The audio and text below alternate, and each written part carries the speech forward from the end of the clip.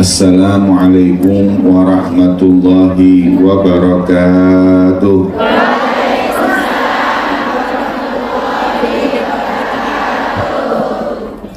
Alhamdulillahi hamdan katsiran tayyiban mubarakan fihi ala kulli hal.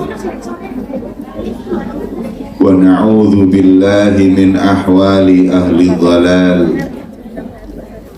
Wa nusalli wa nusallim ala sayyidina wa habibina wa syafi'ina Muhammad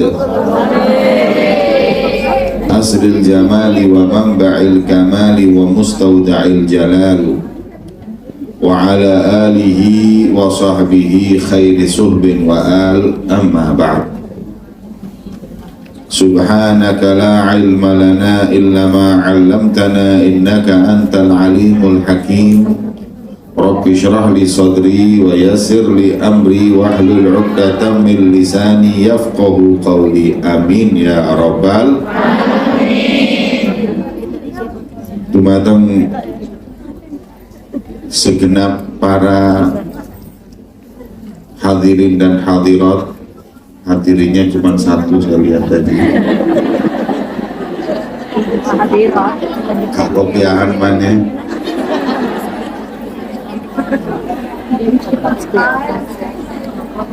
Wabil khusus kepada Bunda Nuri selaku pengasuh Majelis Taklim Ilham dan segenap mungkin majelis-majelis yang lain yang ikut hadir di acara yang diberkahi oleh Allah Subhanahu wa Ta'ala ini. Alhamdulillah, kita di pagi hari yang mulia ini bisa berkumpul di majelis yang insya Allah mampu menambah kecintaan kita kepada Allah, cinta kita kepada Rasulullah SAW. Khususnya kita yang baru saja meninggalkan bulan Rabiul Awal, bulan kelahiran beliau junjungan Nabi besar Muhammad SAW. Maka kita berharap agar cinta kita kepada Nabi bertambah dan cinta Nabi kepada kita juga bertambah. Wonten ulama namanya Al-Imam Asy'arani, wiridnya beliau tiap sholat adalah Allahumma habibni ilan nabi wa habibin nabi ilayya. Ya Allah, tambahlah kecintaan Nabi Muhammad kepada kami dan tambahlah kecintaan kami kepada Nabi Muhammad. Karena nggak ada orang yang paling beruntung kecuali orang yang cinta di dunia ini kepada Nabi Muhammad dan dicintai oleh Nabi Muhammad. Maka itu majelis yang kita hadiri bersama di hari yang mulia ini insya Allah adalah salah satu sebab kita tambah cinta kepada Nabi dan Nabi tambah cinta kepada kita. Amin ya rabbal alamin. Hadirin yang dimuliakan oleh Allah Subhanahu wa Ta'ala, kalau Nabi cinta kepada kita itu sudah pasti. Nabi cinta kepada kita itu sudah pasti. Tapi kalau kita cinta kepada Nabi ini yang belum pasti. Nabi itu cinta kita karena tiap kali yang disebut umatnya, ketika ditawari oleh Allah segala hal, Nabi Muhammad permintaannya la ardo ahadan min ummati finnar, saya nggak rela kalau seorang dari umatku ada yang masuk neraka. Itu Rasulullah. Oleh Allah di dalam Al-Quran disifatkan Nabi Muhammad laqad ja'akum rasulun min anfusikum, telah datang seorang di antara kalian manusia. Jadi Nabi itu manusia. Setinggi-tingginya kedudukan Nabi Muhammad tetap manusia. Gak ada di antara kita yang ngomong kalau Nabi itu anaknya Tuhan atau ponakan atau lisanan, juga gak ada. Makanya oleh Allah disebutkan min anfusikum, supaya kita bisa nyontoh. Nabi itu manusia sama-sama kita, supaya kita bisa nyontoh. Tapi kalau kita yakini Nabi Muhammad itu anaknya Tuhan, mana bisa kita manusia nyontoh anaknya Tuhan? Makanya Nabi Muhammad min anfusikum, manusia agar bisa menjadi suri tauladan untuk kita. Azizun alaihi ma'anittum, sifatnya Nabi itu nggak rela kalau ada umatnya menderita. Ada riwayat Rasulullah itu pernah di pasar kelihatan seorang budak. Budak itu kalau sekarang mungkin seorang pembantu. Pembantu yang punya tuan. Kalau budak itu milik. Ini budak, ini milik, miliknya tuannya. Diperintahkan ke pasar belanja, uangnya hilang dan juragannya jahat. Kesian, mau beli nggak bisa, pulang takut, bingung. Kelihatan Rasulullah, orang itu bingung, didatengin, ada apa? Kok kau ketakutan? Kata orang tersebut, aku diperintahkan tuanku untuk belanja, mau beli uangnya hilang, mau pulang nggak berani, bingung saya ini. Kata Rasulullah, berapa uangnya? 4 dinar, anggap 400.000 dikasih oleh Rasulullah. Belanja. Setelah belanja pulang juga nggak berani, ditanya lagi, kenapa? Tuanku itu tukang suka marah. Kalau saya pulang nggak bawa apa-apa, dia marah-marah. Maka kata Rasulullah, ya udah saya antarkan, saya mintakan maaf. Bayangin hadirin, seorang budak ini diantarkan oleh Rasulullah, ini waktu itu sudah presiden di Madinah. Diantar oleh Rasulullah, ketika sampai di rumah tuannya bingung loh, budaknya kok datang sama Nabi. Akhirnya dia masuk ke rumah, ditutup pintunya, nunggu Rasulullah salam. Diketok pintu, assalamualaikum, nggak dijawab, assalamualaikum, nggak dijawab. Yang ketiga assalamualaikum dijawab, dibuka pintunya, disambut Rasulullah Shallallahu Alaihi Wasallam. Kemudian ditanya, ya Rasulullah, kok tumben datang ke sini? Aku ngantarkan budakmu yang kesian, dia ini ketakutan. Kemudian kenapa? Tadi dia itu terlambat, dia takut, khawatir kalau kau marah. Makanya saya datang ke sini untuk mintain maaf. Saking senangnya tuannya berkata, ya Rasulullah, saya bukan cuma nggak marah, tapi saking bahagianya atas kedatanganmu ke sini, budakku ini aku bebaskan di jalan Allah, merdeka. Wes, saking senengnya. Akhirnya, alhamdulillah Rasulullah bahagia. Ya Rasulullah, hanya untuk budak inikah kau datang jauh-jauh dari Madinah? Beliau mengatakan iya, karena saya nggak ingin ada seorang daripada umatku sengsara. Jadi Nabi Muhammad itu nggak bisa lihat umatnya sengsara. Azizun alaihi ma'anittum, itu artinya Nabi yang nggak bisa lihat umatnya sengsara. Nah, katanya ulama, budak ini yang miliknya orang aja Nabi mikirin sampai sebegitunya, mau menyelamatkannya. Bagaimana dengan kita nanti di yaumil qiyamah? Makanya Hasan bin Thabit beliau berkata, wa hasyaka ya Rasulullah tarda wa fina man yu'adzabu aw yusa'u. Nggak mungkin kau rela ya Rasulullah kalau ada seorang dari umatmu nanti disiksa di api neraka atau mendapat perlakuan tidak baik yaumul qiyamah. Maka itulah Nabi SAW begitu cinta kepada kita umatnya. Allahumma sholli ala Muhammad. Cuman ketika Rasulullah selesai, Rasulullah tanya, kenapa salam tadi kok sekali dua kali gak dijawab? Jawabannya tuan rumah, maaf ya Rasulullah, kami jawab tapi pelan-pelan. Pas panjenengan assalamualaikum, kita jawab waalaikumsalam. Assalamualaikum.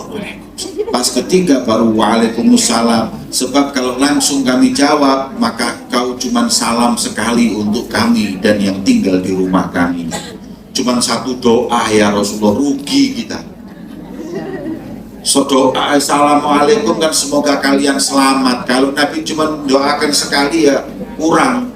Kalau 3 kali baru istimewa. Makanya kita pelan-pelan jawabnya sampai yang ketiga, supaya dibanjiri doa selamat rumah kami olehmu ya Rasulullah. Senyum Kanjeng Nabi, Masya Allah. Makanya kalau ada kiai yang datang ke rumah sampean, jangan dijawab dulu salamnya. Ada ustadz, ada habib, ditunggu sampai 200-300 kali baru dijawab, supaya doa kita, doa untuk kita begitu banyak di rumah kita. Allahumma sholli ala Muhammad.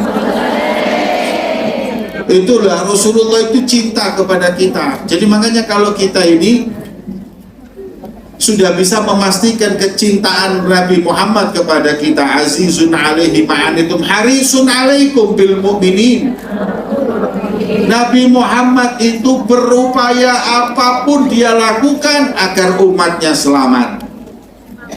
Rasul Shallallahu Alaihi Wasallam sampai pergi beliau itu ke Taif, mau mengajak orang Taif masuk Islam, nggak taunya nggak disambut dengan tola al-badru, malah disambut dengan batu-batuan. Rasulullah dilempari batu berkucuran darahnya. Kemudian ketika darah itu ada yang mau menetes di tanah, oleh Rasulullah diambil, diusapkan di badannya. Sahabat tanya, ya Rasulullah, kok ya sempet-sempetnya panjenengan itu ngurusi tetesan darah? Kata Rasulullah, aku mendengar tanah ini berkata, kalau satu tetes darahnya Muhammad sampai ke tanah, ke punggungku, aku akan telan semua orang-orang Taif. Maka Rasulullah itu walaupun dilempari batu, tapi tetap Rasulullah itu nggak pengen orang yang melempari batu itu mereka mati, binasa, atau diazab. Coba kalau saya, justru saya ciprat-cipratkan dulu, biar telan semuanya itu ya. Loh, orang mau enak-enak mau dakwah kok ya malah dilempari batu. Tapi Rasulullah, bayangkan, nggak mau mereka itu sampai tersiksa, nggak mau mereka binasa. Itulah kecintaan Nabi kepada kita umatnya. Azizun alaihi ma'anitum harisun alaikum bil mu'minina raufur. Nabi SAW adalah Nabi yang dengan orang mukmin rauf, rahim, lemah lembut dan sayang. Rasulullah, jangan lagi Nabi Muhammad itu sayangnya kepada manusia, bahkan hewan pun disayang oleh Rasulullah. Nggak sedikit loh. Dalam riwayat itu di hadis disebutkan ada sahabat jalan ngambil sarang daripada burungnya lapor kepada Nabi Muhammad, ya Rasulullah, anak-anakku yang ada di sarang diambil oleh sahabat-sahabatmu. Kemudian Rasulullah memerintahkan sahabat untuk mengembalikan. Bayangin, sampai yang namanya burung pun oleh Nabi diperhatikan dan disayang. Ada riwayat lagi, onta itu nangis ketemu Rasulullah. Orang-orang bingung, loh onta ini nangis kenapa? Didengarkan oleh Nabi. Kemudian Nabi berkata, siapa tuannya onta ini? Fulan ya Rasulullah, kau membebani tugas yang lebih daripada kemampuannya. Kenapa? Onta ini barusan dia itu mengadukan kepada saya. Allahumma sholli ala Muhammad. Sampai binatang pun curhatnya sama Nabi Muhammad Sallallahu Alaihi Wasallam. Saking sayangnya beliau kepada kita umatnya. Belum lagi kepada kita hadirin. Rasul Sallallahu Alaihi Wasallam begitu kasih sayang kepada kita umatnya. Makanya sepakat sudah kalau Nabi ini sayang dengan kita. Sekarang yang harus dipertanyakan, apakah kita sayang dan cinta kepada Nabi Muhammad?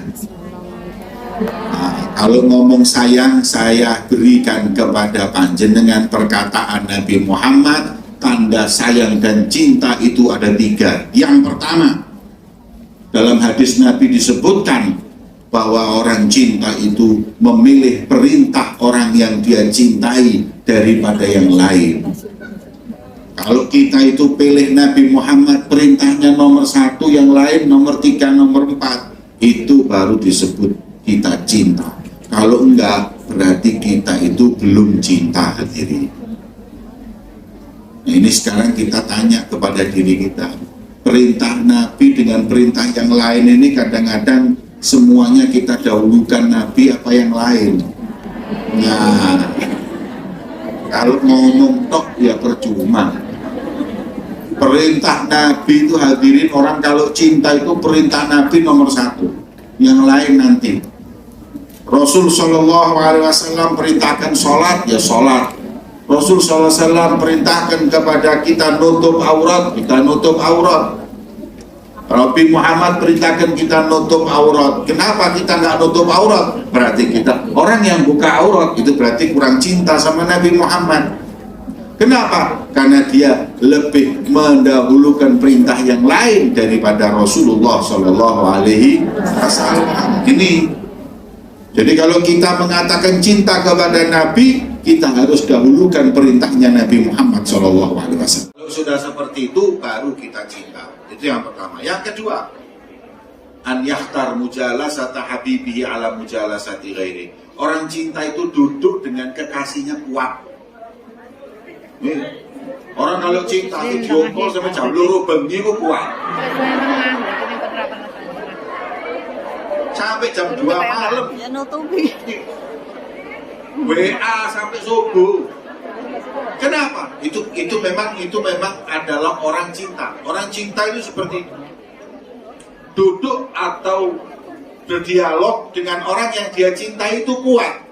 Nah sekarang kita semuanya katanya cinta sama Nabi. Seberapa kuat kita duduk sama Rasulullah.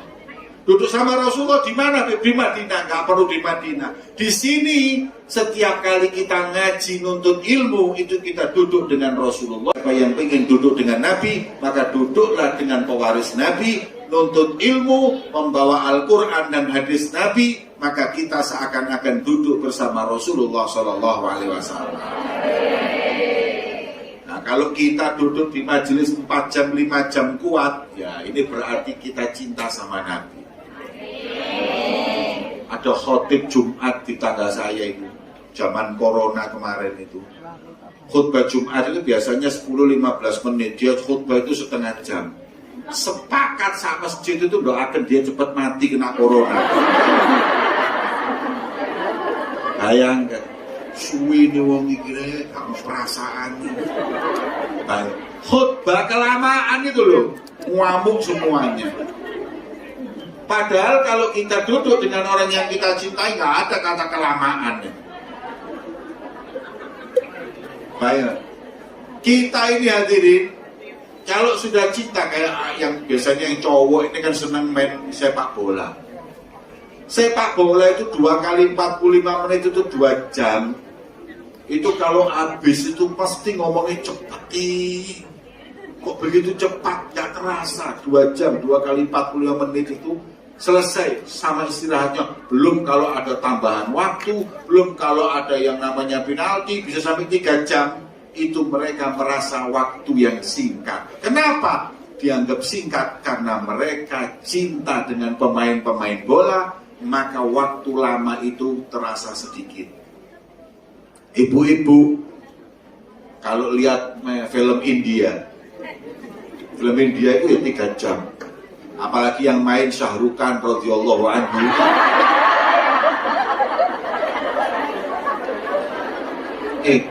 Yang main Shah Rukh Khan 3 jam itu gak obah. Anaknya ngomong khusyuk. Lihat idolanya main itu kuat. Berjam-jam kuat. Kenapa? Karena cinta. Nah kalau kita masih belum bisa baca Quran berjam-jam, kita belum bisa bersolawat kepada Nabi berjam-jam, kalau kita belum bisa merasakan ngaji berjam-jam, maka kita belum dinyatakan cinta kepada Nabi Muhammad SAW.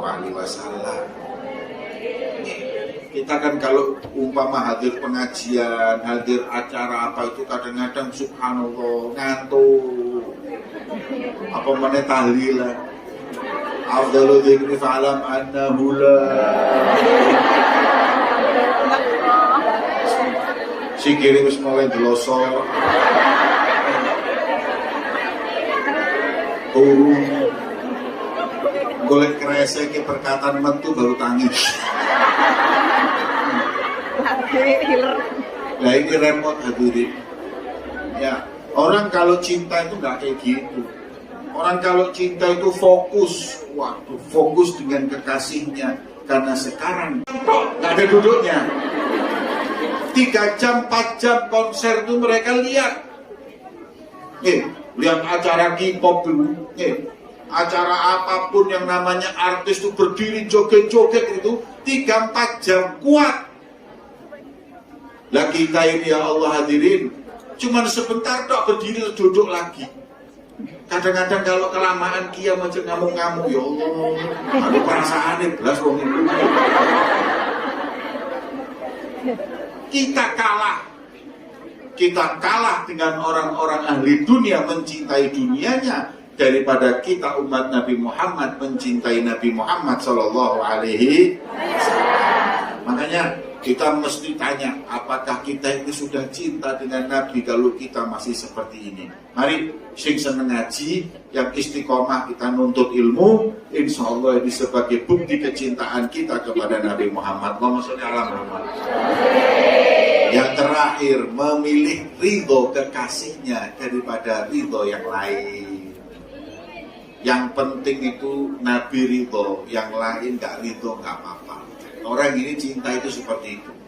Seperti itu kan gak ngoco hadirin. Ada lagi yang niru-niru orang barat, ya gue sedikit drum foto, ambil selfie, tiga status. Lo lewat barat, ya sticknya drum, terus foto status, unungan rotok, memang nyambung, matching. Ya lewat gondang lagi.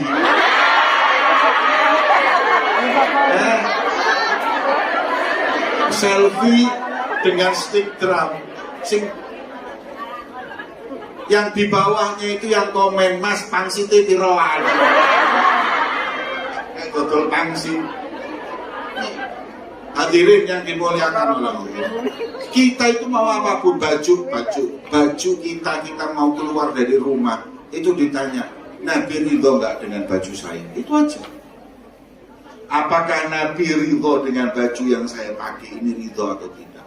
Apakah Nabi ridho dengan saya membuat acara ini atau tidak? Orang-orang dulu itu kalau mau apa-apa itu semua itu dikembalikan sama Nabi. Kira-kira Nabi ridho atau tidak?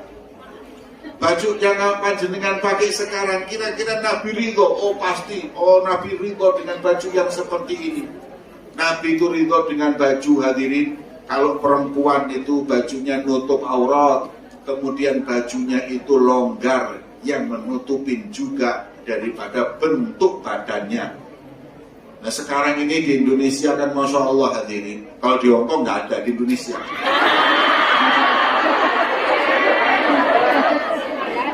Jilbabnya rawapet, kelambine rawapet, bajunya itu bahan kaos. Ngapunten nggih, saya bingung sama orang-orang itu. Buat apa jilbaban tapi bajunya itu kelihatan semua. Dulu sahabatnya Nabi itu, istri-istri mereka atau sahabat perempuan itu kalau berdiri nggak kelihatan mana depan mana belakangnya. Kenapa? Karena bajunya longgar. Lah kalau sekarang jilbabnya Masya Allah, tapi bajunya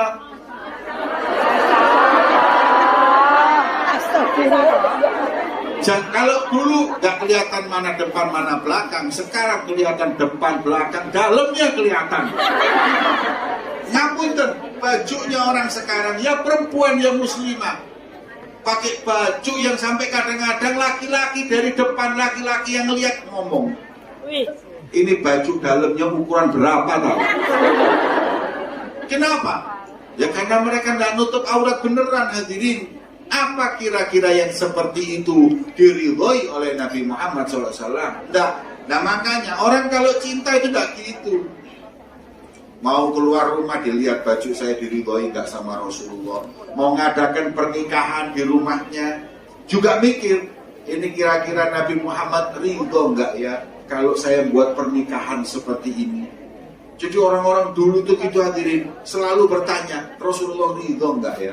Makanya pagi hari yang mulia ini, kalau Rasulullah ditanya hadirin ya Rasulullah, ridho enggak engkau dengan kami berkumpul di sini menuntut ilmu, bersolawat kepadamu? Insya Allah Nabi pasti akan meridhoi kita semua di siang hari yang mulia ini. Amin ya Rabbal Alamin.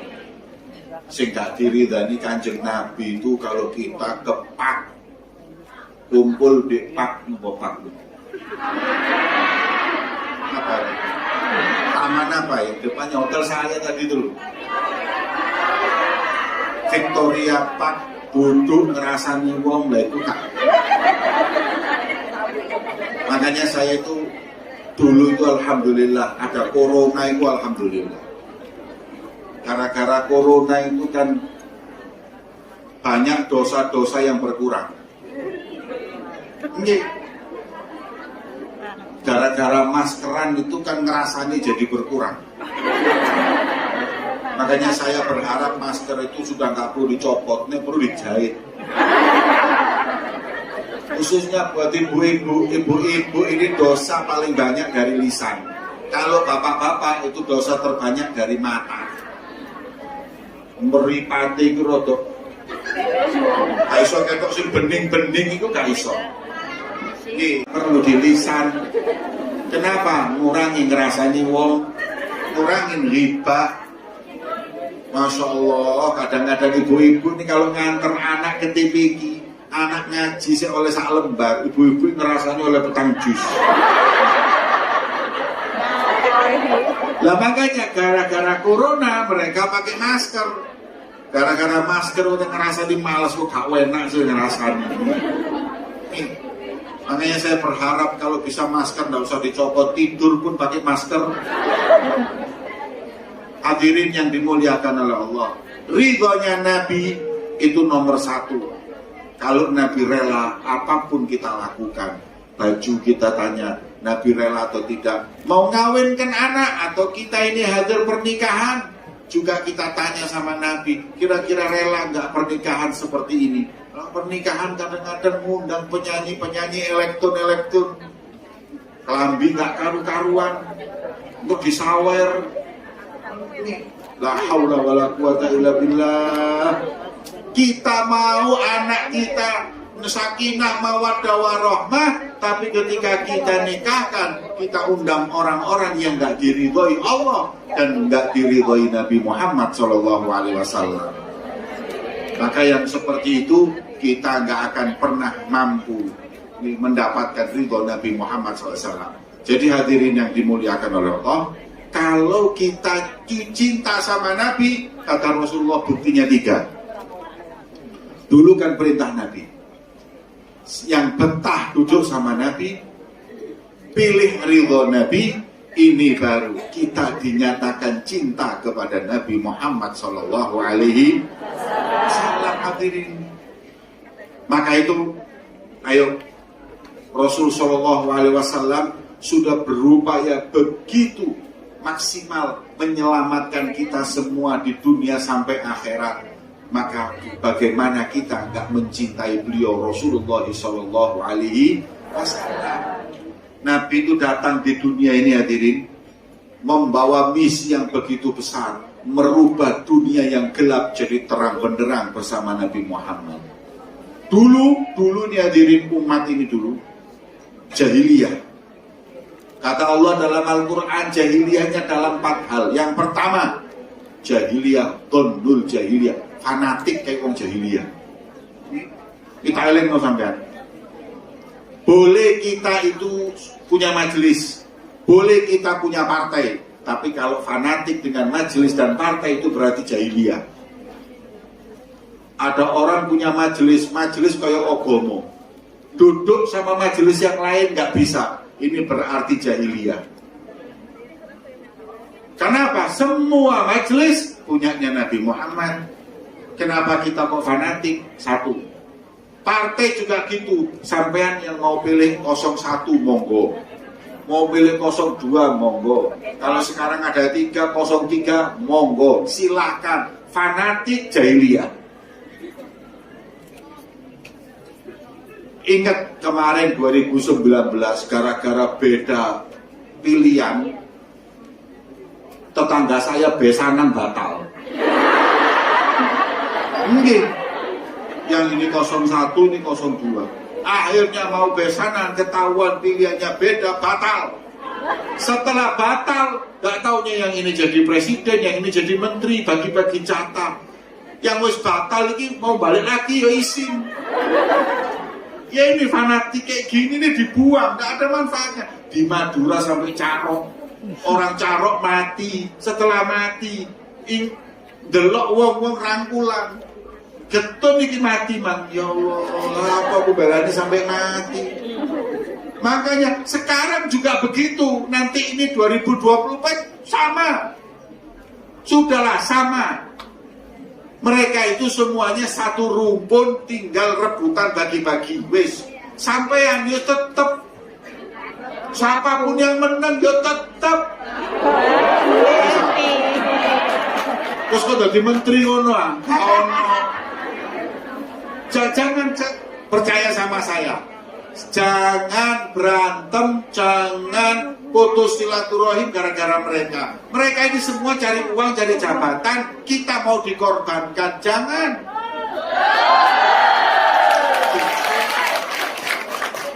Bela nih mati-matian. Mereka itu dapat proyek, bela mati-matian masuk akal. Kok oleh opo? Saya kadang-kadang sampai Allah. Begitu juga ulama, kesian ulama di negeri kita itu kesian. Kadang ada yang nggak paham. Akhirnya dia kalau sampean sedo sampean mati, yang takziah itu kosong piro. Tonggomu, gara-gara kau urusan beda pendapat politik, kak nyopo tonggomu, kak nyopo dulurmu, padahal mereka rumpunmu. Yang nanti kita mati, yang merhatikan kita sakit, yang merhatikan yang mereka. Ini 01, 02, gak ada yang ngurus. Betul lah Bang Dul. Ya dulinan kisan. Nah, mau pakai baju warna ini, warna itu, saya ini sama itu. Anggapan ini pesta Halloween. Terus anggapan Halloween kan dulu. Apa kalau ada orang pesta Halloween terus bajunya beda-beda sampai ngamuk? Tidak ada. Ya wis anggap ngono. Jadi tidak perlu terus partainya kok warnanya abang iki hijau. Sudah biasa aja. Biasa aja. Ini hanya pesta demokrasi, jangan terlalu dimasukkan hati. Karena semua tiga-tiganya yang akan menjadi presiden, insya Allah semuanya yang baik kok. Semuanya muslim, semuanya insya Allah baik. Udah selesai. Sampean punya hak untuk memilih, terserah. Tapi kalau berantem jangan. Nyesel. Nih, pulau kasih iling zamannya, saya diceritain bapak saya dulu. Zamannya partai masih 3. Ada enggak yang ingat partai masih 3? Yang ingat itu berarti sampean sudah tua.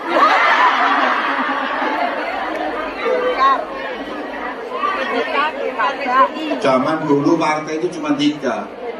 P3, Golkar, PDIP, stop, nggak ada Nasdem, nggak ada partai Indra, kalau kabeh Hanura, nggak ada, itu cuma 3.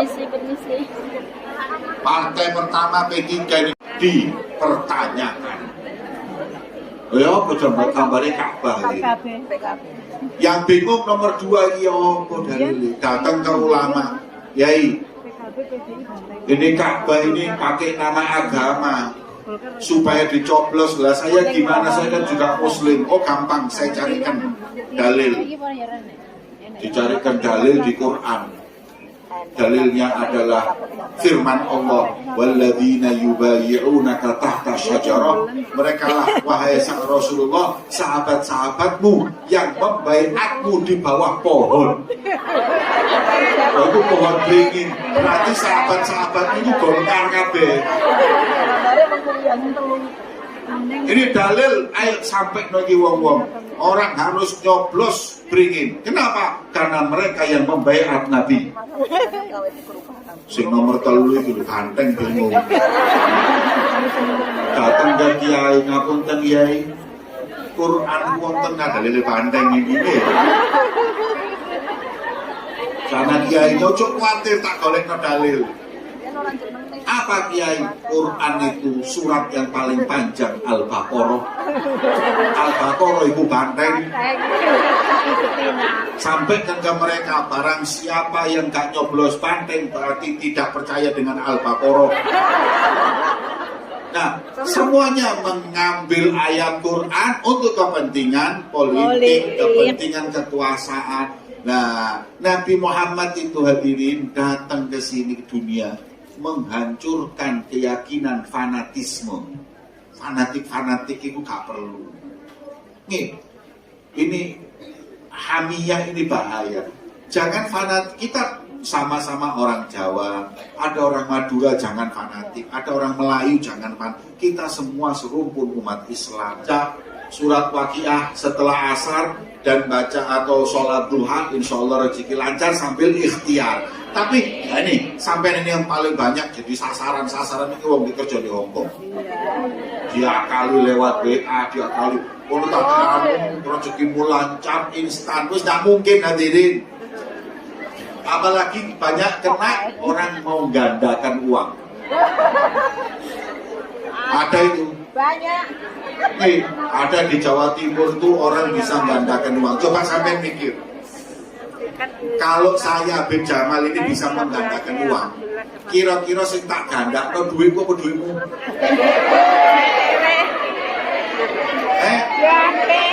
Ya uang saya, lalu apa duitmu tak gandak no? Saya ini kalau bisa gandain uang saya ini bisa digandain. Saya gandakan uang saya, sampai nggak punya uang saya kasih. Kalau ini habis, saya gandakan lagi, kan gitu. Lah kalau dia bisa gandakan uang orang lain itu kan nggak masuk akal. Saya bingung. Gitu yang datang ya ulama, ya habaib dia ke sana. Kiai juga ke sana. Pejabat juga ke sana. Jadi saya lihat kalau sudah urusan sama duit, ini mau goblok dada. Akhirnya tertipu orang-orang dan lain-lain. Nggak mungkin ada orang bisa menggandakan uang, itu nggak mungkin. Walaupun jujur dulu pernah saya mau ke sana.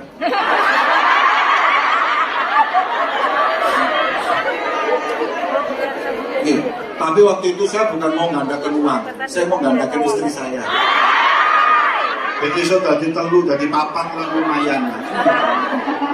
Hadirin, jadi jangan percaya hal-hal yang seperti itu. Ya, enggak. Ini semuanya dhannul jahiliyah, ini semuanya adalah sangkaan-sangkaan yang dulu dibawa jahiliyah. Kadang-kadang kita ini percaya dengan rumah kita ngadep ke sana, oh apes maksud dirubah ke sini, oh main sampai muter pintu nih. Gak suki-suki. Jangan. Ini semua tinggalkan. Insya Allah kita mendapat keberkahan dari Allah. Yang ketiga, Rasulullah datang, hukum itu jahiliyah. Afa hukmul jahiliyah yabghun. Hukum jahiliyah itu hukum apa? Hukum jahiliyah itu hukum yang berlaku buat orang miskin yang kaya tidak.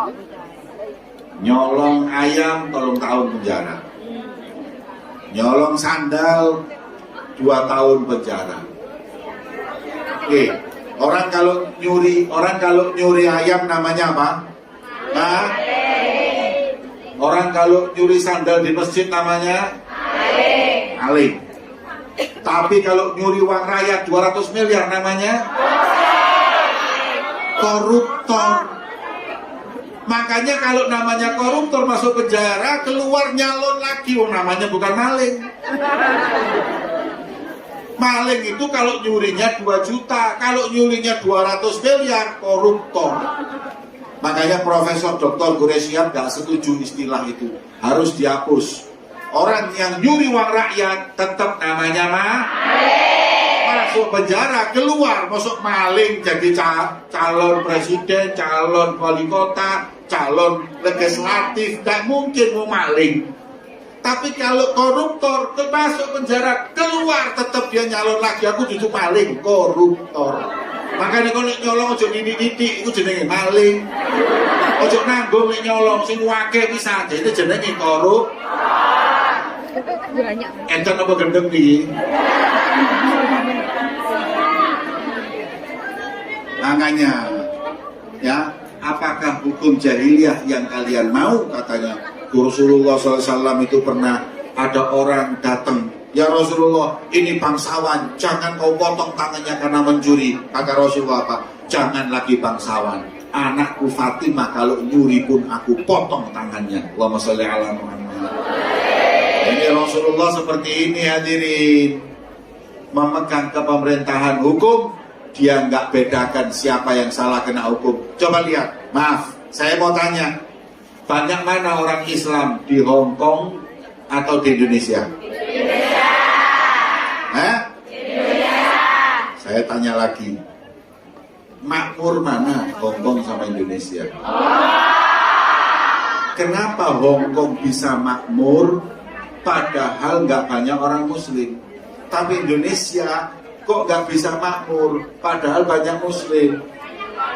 Kenapa? Karena hadirin yang dimuliakan, di sini hukum berlaku untuk semua. Tapi di Indonesia nggak hadirin, berlaku sama orang miskin.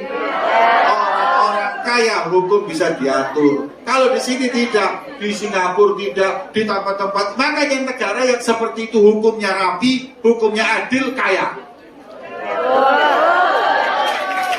Tapi kalau kita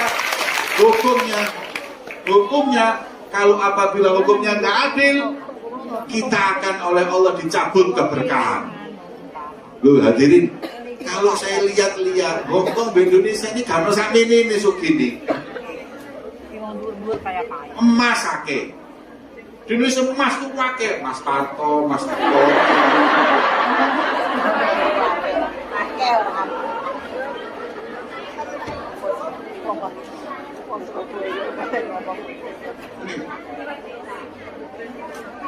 Makanya hadirin, saya kasih tahu, makanya kita doa sama Allah agar insya Allah hukum di negeri kita bukan hukum jahiliyah. Nggak berlaku untuk orang miskin, nggak berlaku untuk orang kaya atau bangsawan. Semoga Allah jadikan hukumnya hukum yang penuh berkah. Amin ya Rabbal. Terakhir, Rasulullah bersabda, Allah berfirman, jangan kau berbusana jahili. Busana jahiliyah itu apa? Kasiat Aryat, bajunya tapi pakai baju tapi telanjang, minim,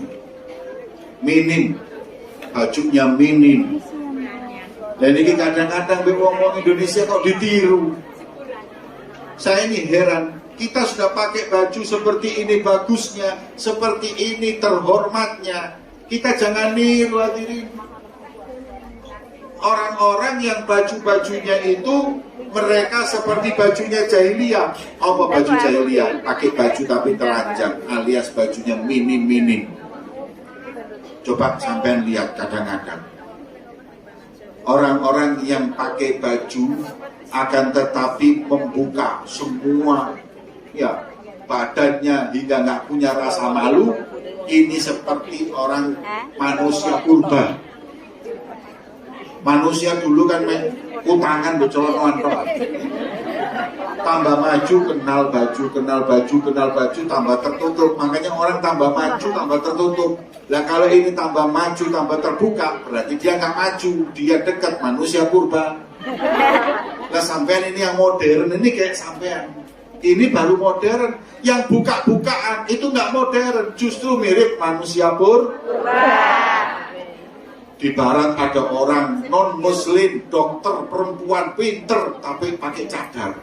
Ditanya sampai ini Islam, bukan. Kok pakai cadar? Saya cuma mikir, zaman itu tambah maju, baju tambah tertutup. Semakin sempurna, semakin tertutup. Kalau terbuka, kembali lagi ke zaman purba. Makanya setiap orang yang semakin tertutup, semakin maju, semakin terbuka, semakin napa malih wis purba, celonone cekak, kaos kutange bapake digawe, wireng maneh, rambutnya keriting, numpak sepeda motor bio, daftarno nanti kebun binatang Wonokromo. Hadirin, jangan kalian itu berbusana-busana jahili. Saya itu istri saya pakai cadar. Saya ke Australia diundang aja seorang wanita, kan saya masuk toko, lihat-lihat di mall. Ada satu orang lihat baju istri saya. Orang yang toko tadi itu megang bajunya istri saya sambil mengatakan, nice dress. Kok nice dress itu? Rokmu.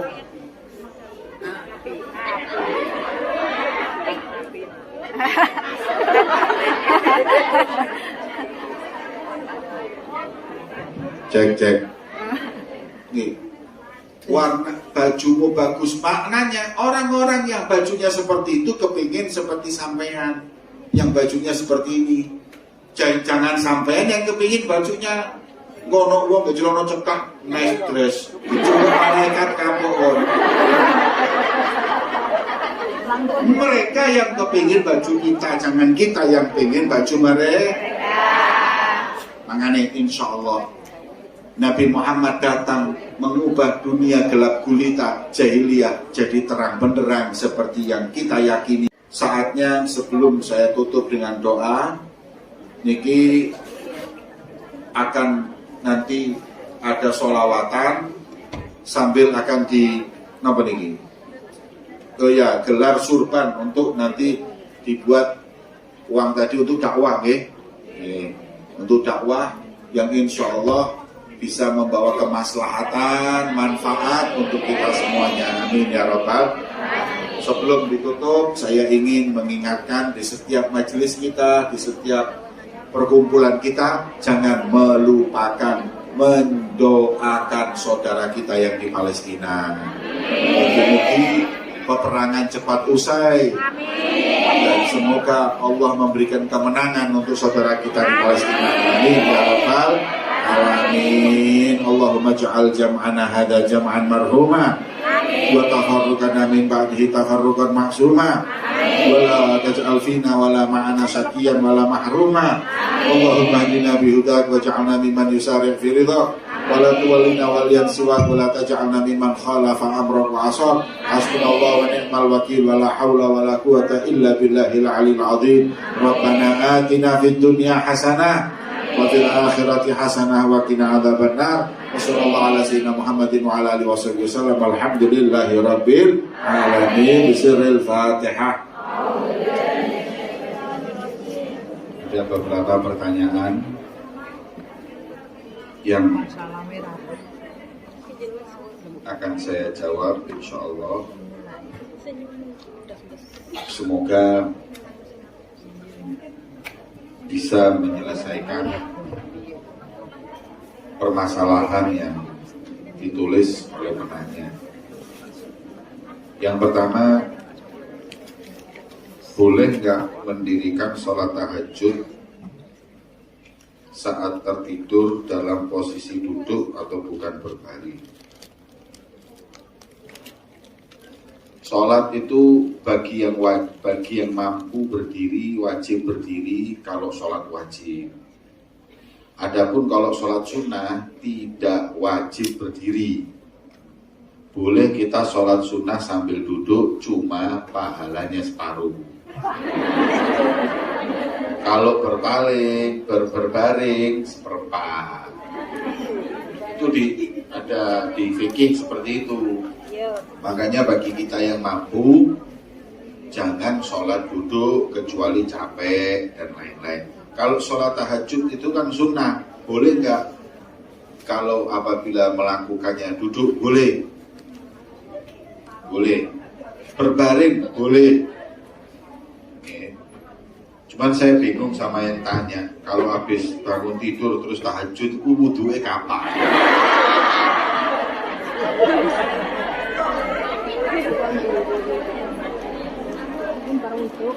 Mungkin kalau sudah wudhu maksudnya monggo, nggak apa-apa sholat sunnah itu duduk dan berbaring itu monggo. Cuma dia tadi pahalanya nggak sebesar orang yang sholat sunnah itu manfaatnya banyak. Pertama, mendekatkan diri kepada Allah. Kedua, menambal sholat-sholat wajib yang kurang. Makanya kita itu perbanyak sholat sunnah untuk menambal kekurangan sholat-sholat wajib kita. Oke. Kalau apabila sholat wajibnya yang hilang, jangan sholat sunnah, pokok sholat wajib. Jadi kalau kita masih punya utang sholat wajib ini dan itu, maka kita diwajibkan bayar. Bahkan ada ulama yang mengatakan nggak boleh sholat sunnah orang yang punya hutang sholat wajib. Kalau sholatnya banyak yang ketinggalan sampai lupa, maka kata ulama, ya gantinya sholat sunnah adalah mengkodok sholat-sholat wajib tadi, itu lebih afdal. Itu pertanyaan yang tadi pertama. Yang kedua, Habib, ikhlas itu apa? Ikhlas itu seperti surat Al-Ikhlas. Namanya Al-Ikhlas tapi nggak ada bacaan alif. Ikhlas itu dalam bahasa Arab adalah mengosongkan niat dalam beribadah kepada selain Allah. Itu ikhlas. Murni. Ikhlas itu artinya murni. Kholis aslinya kholis. Kholis itu murni. Amalan yang kholis, amalan yang murni, gak ada niat kepada selain Allah. Orang-orang dulu tuh ikhlas, amalannya untuk Allah tapi masih nangis, takut gak diterima. Lah kita ini Masya Allah, amalannya kecampur-campur, kadang juga gak ada amalannya, tapi kadang masih merasa kita beramal.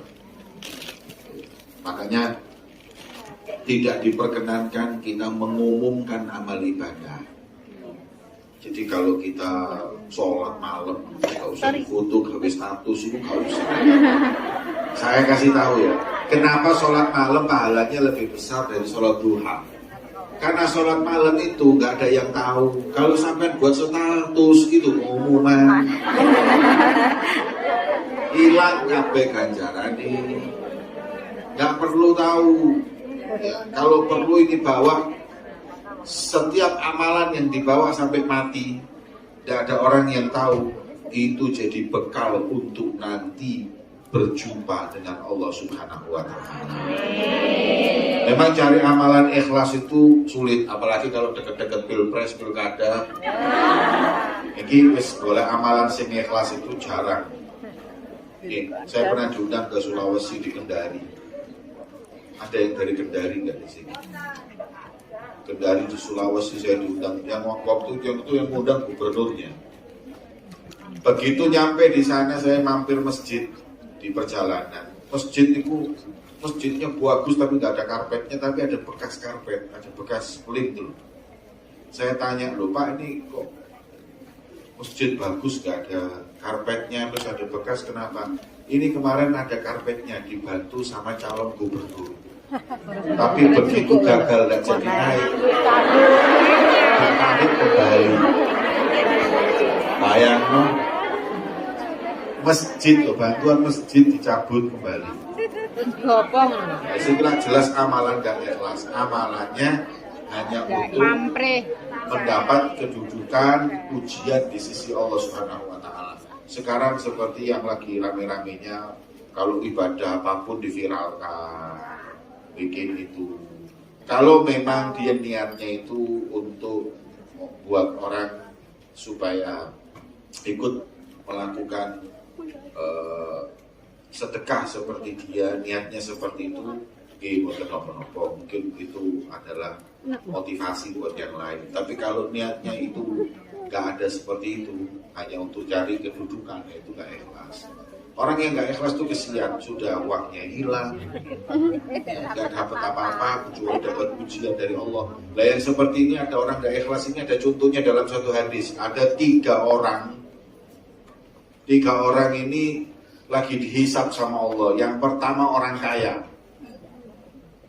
Kemudian ditanya, kau sedekah untuk apa? Jawabannya, saya mencari ridhomu ya Allah. Jawabannya Allah Ta'ala, bohong. Kamu supaya dipanggil orang sebagai seorang yang dermawan, loman. Terus akhirnya katanya Allah, lempar semua amalannya di wajahnya dan lempar orang itu ke neraka. Itu gesing sugi-sugi yang amal-amal seperti itu. Yang kedua, kiai-kiai habaib. Kau dakwah sana, dakwah sini, cari apa? Cari ridhomu, goro, kon golek amplop.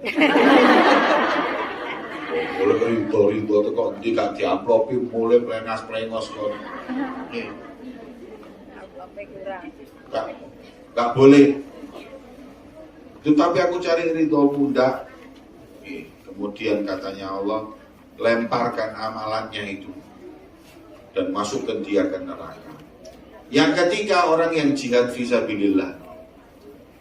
Orang jihad ini, berangkat jihad, ditanya, apa niatmu? I'la kalimatillah, membela agama Allah. Bohong, kau mau dipanggil, kamu adalah pendekar, kau adalah kesatria, kau syuja, pemberani, hanya cari pujian orang. Dari tiga-tiganya ini semuanya hanya untuk dipanggil dai, hanya dipanggil dermawan, dipanggil pemberani. Amalannya gak ada yang karena Allah, akhirnya dilempar, dikembalikan dan dimasukkan neraka. Na'udzubillah min. Maka itu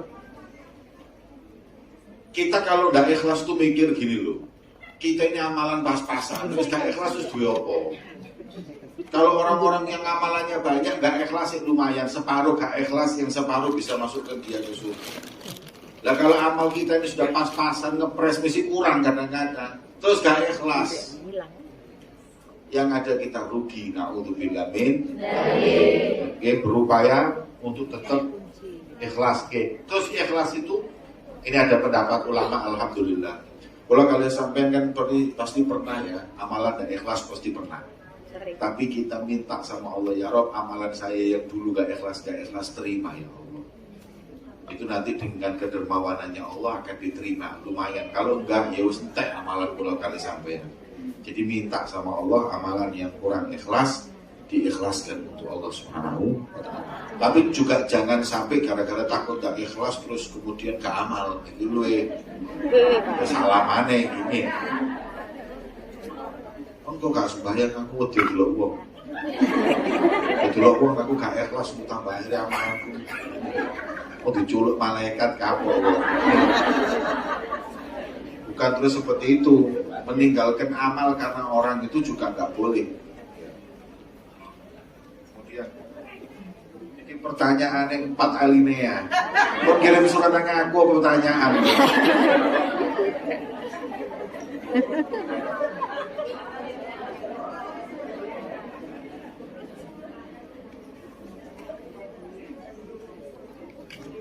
Amalan apa yang kalau diamalkan membuat supaya tidak takut menikah?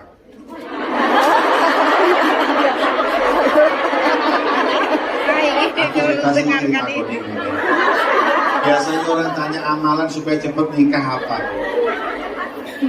Ini malah minta amalan supaya nggak takut menikah. Si bobot Denny kuopo.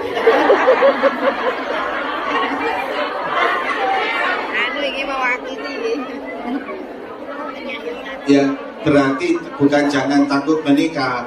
Doa amalan apa yang membuat saya dapat suami yang soleh.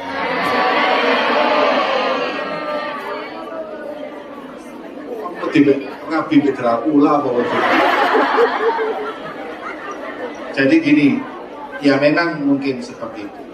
Minta sama Allah, Jadi ada doa, ada namanya sholat istikharah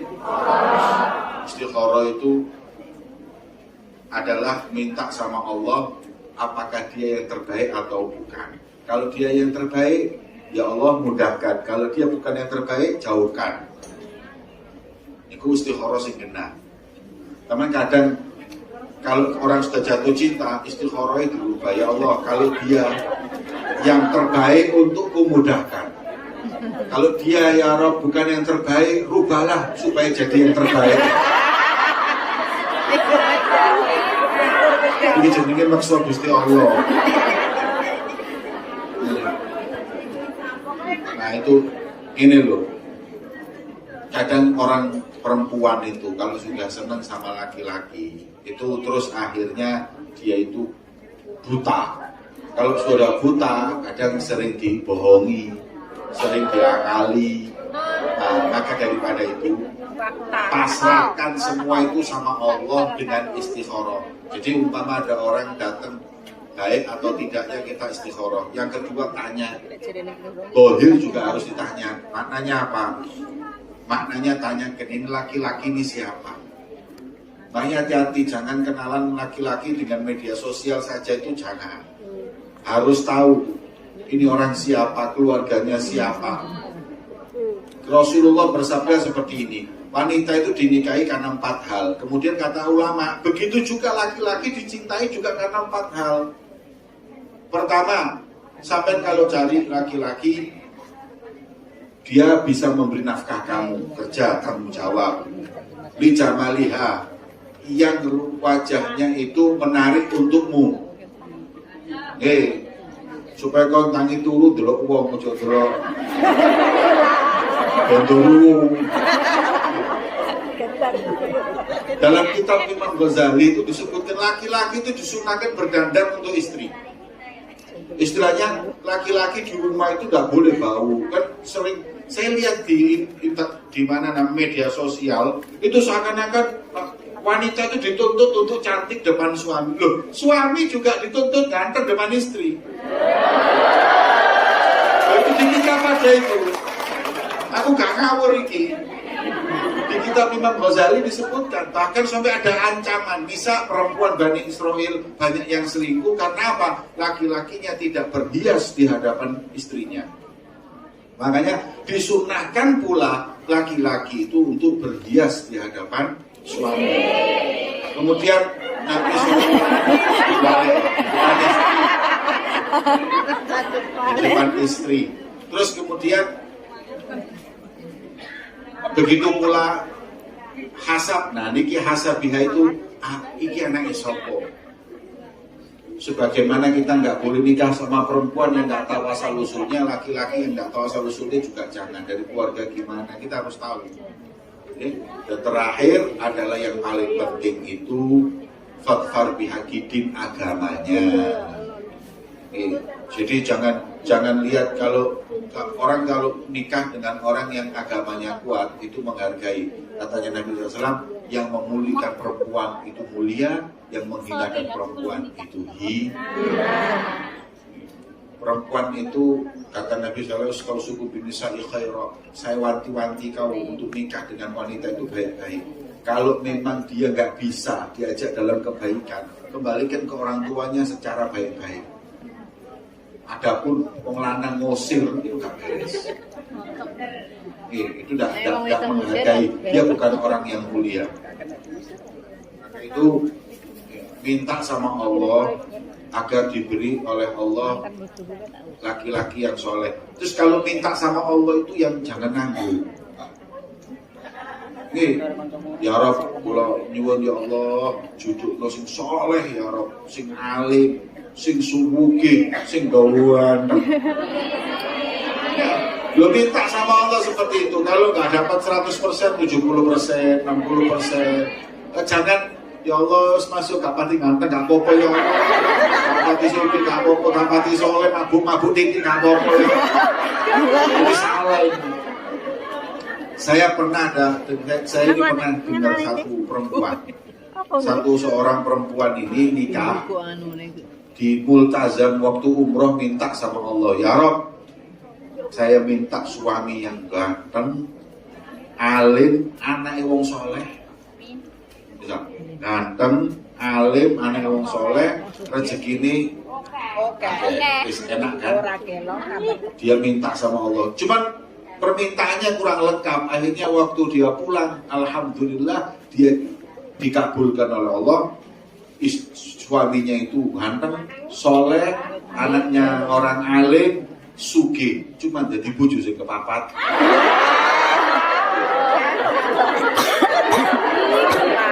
Ya, sebab doanya dia kan tadi ngomong gitu, dia nggak ngomong saya satu-satunya ya Allah, nggak ngomong dia. Makanya dulu sing iya ya.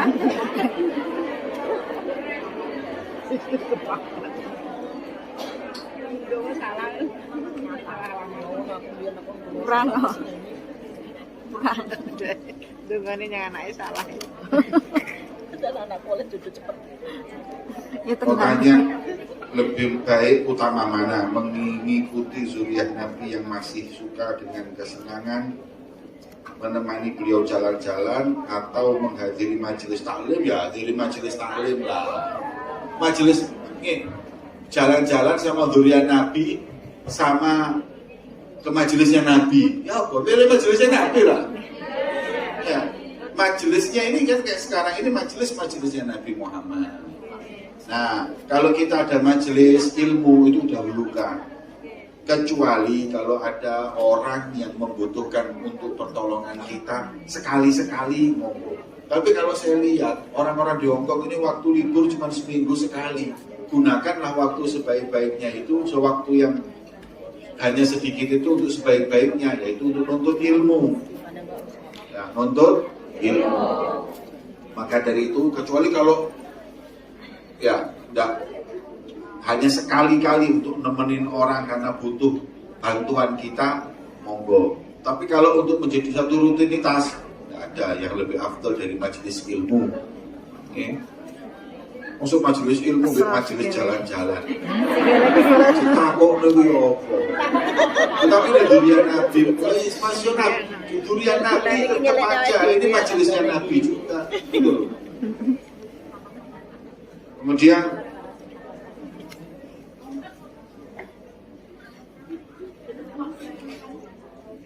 ini ada orang yang dalam hatinya selalu saya sudah sedekah, saya sudah ini. Gimana hukumnya? Gini loh, orang itu kalau amal ibadah jangan dipandang besar, kalau dosa pandang besar. Itu. Jadi kalau kita itu amal soleh, amal apa? Ya Allah, aku iki kok amalku gak akeh yo, amalanku gak akeh. Tapi ketika kita maksiat, sekecil apapun ya Allah dosanya aku itu adalah kacamatanya para nabi dan para salaf soleh. Makanya amalan mereka itu mulia karena seperti itu. Amalan banyak dilihat kecil, dosa dianggap. Kayak Habib Abdullah bin Muslim bin Thahir yang ngarang kitab Sulamut Taufik. Ada kitab di pondok-pondok Nabi ini Sulamut Taufik. Itu yang ngarang itu hadirin punya wirid untuk sebelum tidur bacaannya. Panjenengan saya kasih ijazah no.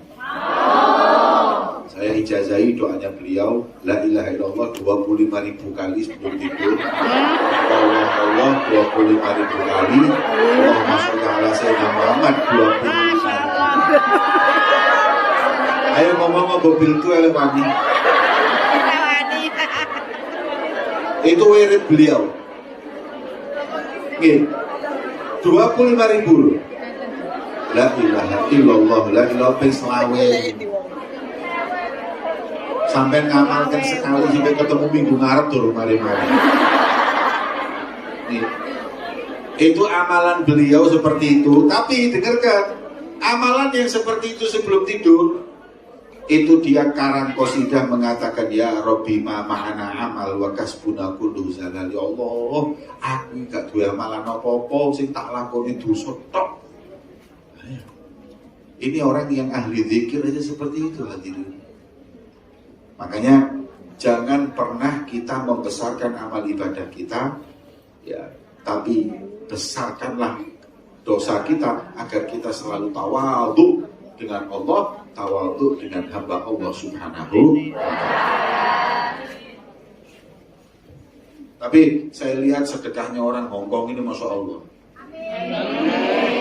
Sampai ini sedekahnya saya lihat lumayan banyak. Loh, kenapa? Karena dari gaji dan sedekah itu prosentasenya lumayan. Saya kalau sedekah, kalau umpama ya, saya kayak diundang bos batubara. Saya diundang bos batubara itu pulang dikasih duit, saya itu pulang enggak pernah dikasih duit tebel tipis. Cek lah, satu lembar. Pernah saya dikasih tipis mau gelo itu. Nilainya lain deh. Tak kayak mau bujuku supaya dia pondok, tak pikir duit 1 juta. Dibuka cek 1 juta, dia tak tarik kayak. Cek 100 juta. Lah sekarang saya mau tanya, 100 juta sodako itu banyak kan? Banyak kan?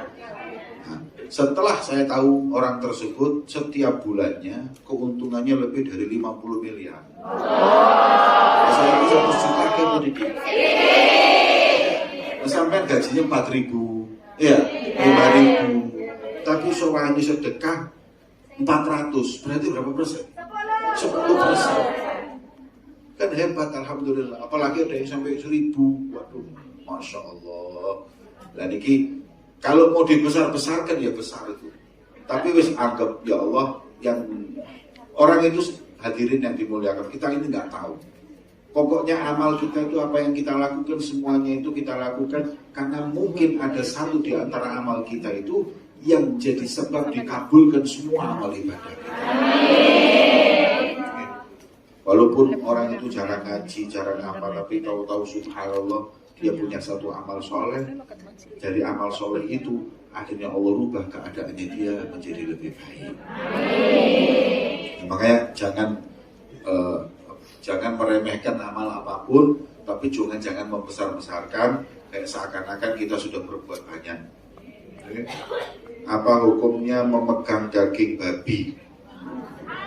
Yang nggak boleh itu makan. Kalau apabila daging babi itu najis. Dan bagaimana cara mensucikannya? Apa menggunakan sabun? Apa gitu? Sabun toharo. Saya nggak ngerti apa toharo. Yang jelas kalau anjing dan babi itu kan harus 7 kali disiram dan 1 diantaranya dicampur dengan itu aja dengan tanah. Jadi sampai gini Bu, gampang. Umpama ini sampai tahu tanah dicampur dengan air. Taruh di sini kayak di mangkok. Sampai cuci yang habis mencuci babi tadi kan kalau bisa kan babi kalau bisa pakai kaos tangan. Nah kalau memang takut mesti kena. Sampai cuci ini air itu sampai ya 1, 2, 3, 4, 5, 6 satunya pakai yang itu 7 selesai gitu loh ya, enggak repot ya, kalau kita bisa menghindari alhamdulillah. Kalau kita nggak bisa menghindari ya sudah mau diapakan lagi, yang penting ojo dipangan.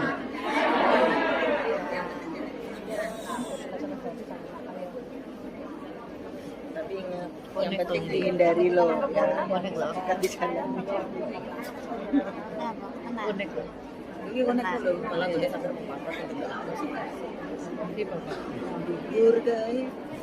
Gimana kalau pakai kerudung, atau kadang pakai cadar atau apa dan lain-lainnya, kemudian nggak diridhoi oleh suami atau nggak diridhoi oleh orang tua. Gini, kalau kerudung itu sepakat ulama wajib, kalau cadar itu masih beda pendapat. Ada yang mengatakan wajib, ada yang mengatakan tidak wajib, ada yang mengatakan sunnah.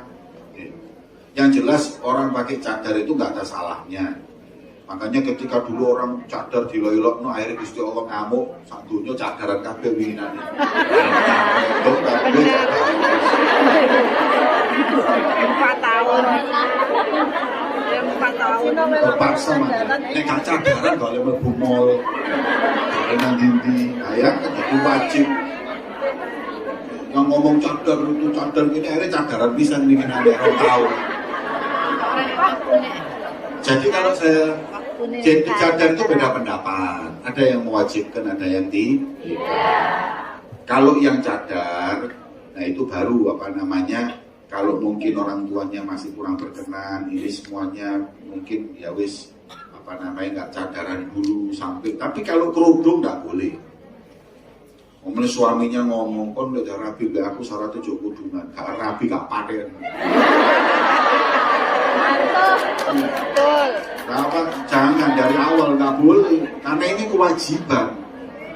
Tapi kalau cadar masih nggak apa-apa, gitu loh. Makanya kalau saya ingin hadirin, orang kalau sudah yang namanya keluar bapak, sekarang ini bapak seperti yang disabdakan Rasulullah datang zaman bahwa nanti orang masuk neraka itu karena orang tuanya. Kenapa orang tua itu? Loh, orang tua zaman sekarang itu anaknya celonan cekak, gak apa-apa, oleh cadaran bingung. Teroris sih karena gue bisa. Tapi lek celonan cekak harus gak apa-apa zaman ini wis nih. Nah, yang seperti itu kadang terjadi. Ala kulli hal kita itu berkerudung yang wajib itu kita lakukan, dan kalau itu apabila orang tidak ridho tetap kita jalani. Adapun kalau cadar, ya insya Allah kita berupaya kalau yang masih mau pakai monggo. Tapi kalau orang tua nggak ridho, suami nggak ridho, pelan-pelan aja. Karena dahulukan yang wajib dan dahulukan yang kemudian hadirin yang dimuliakan Allah. Ada hal yang lebih banyak untuk masalah kudung yang bisa karu-karuan. Jadi mungkin itu yang lebih didahulukan. Karena toh kan Facebook.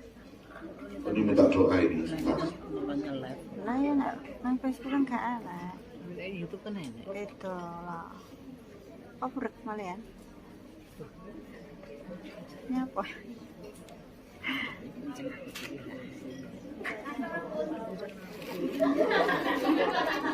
Melo-melo aja.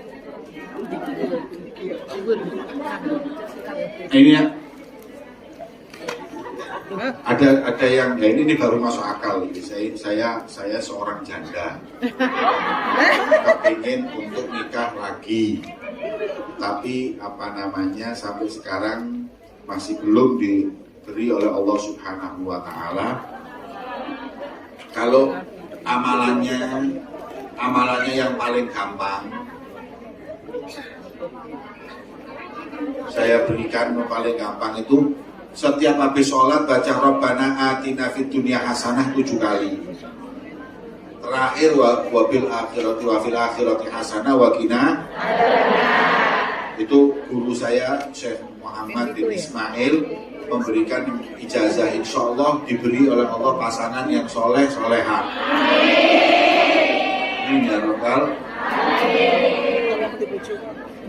Kalau saya sampai umur tapi gak rabi-rabi, apakah saya diakui sebagai umat Nabi Muhammad? Ya tetaplah.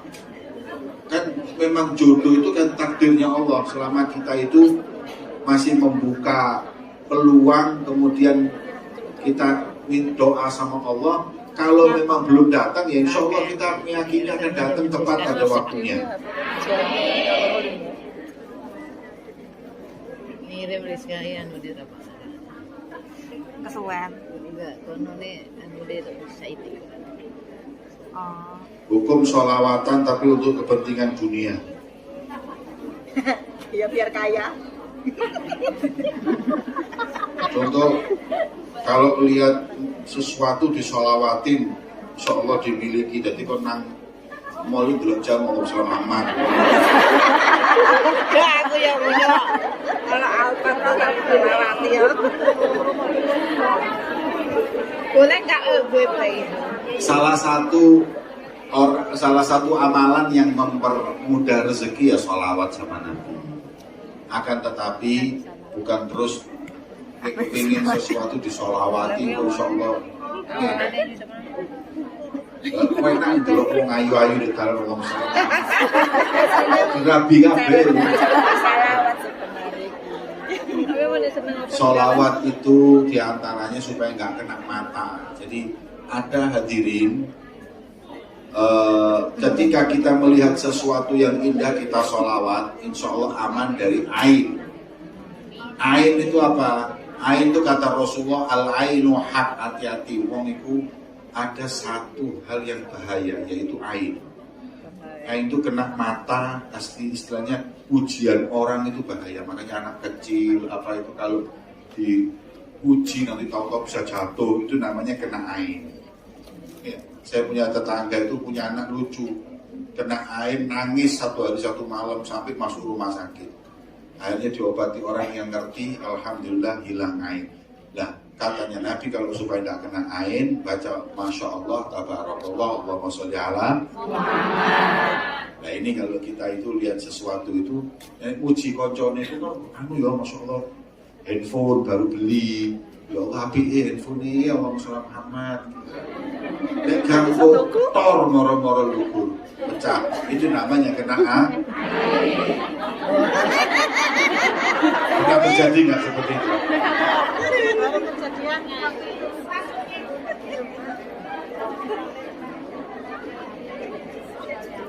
Lagi joli nonton. Bisa pasti. Ain ora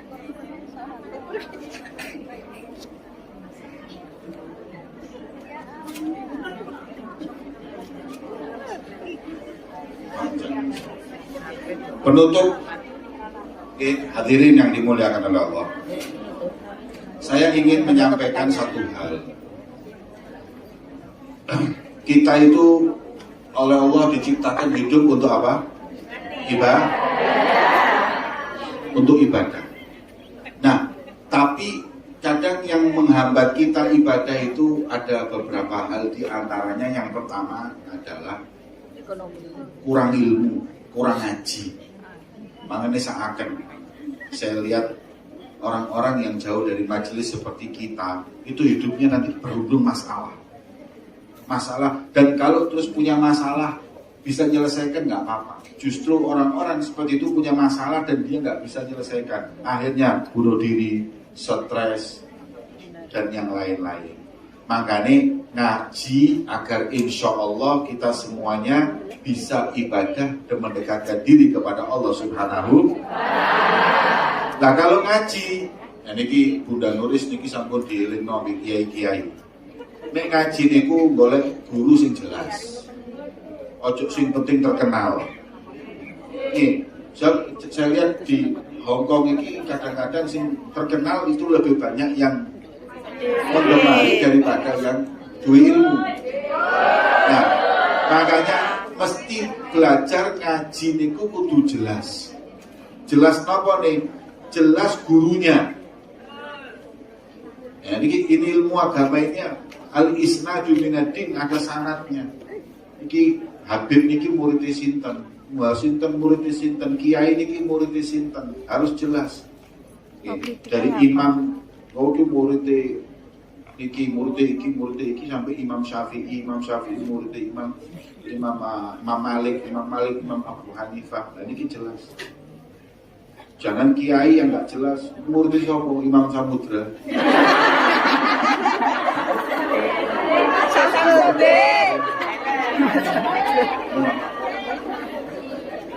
Nah, makanya yang jelas. Terus cari ulama itu yang syariatnya itu benar, syariatnya benar. Aku sing gumun wong zaman saiki seneng sing sakti-sakti. Boleh sing sakti-sakti ku hebat, sing iso keramat, sing iso mabur. Lha mabur iku keramat. Manuk iku lak wali kabeh berarti.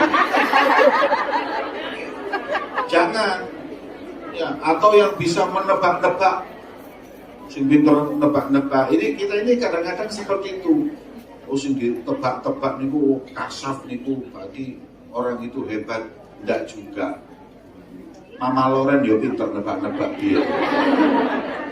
Nebak kiamat meleset akhirnya dhewe sing kiamat di sini. Jadi jangan cari guru itu yang benar.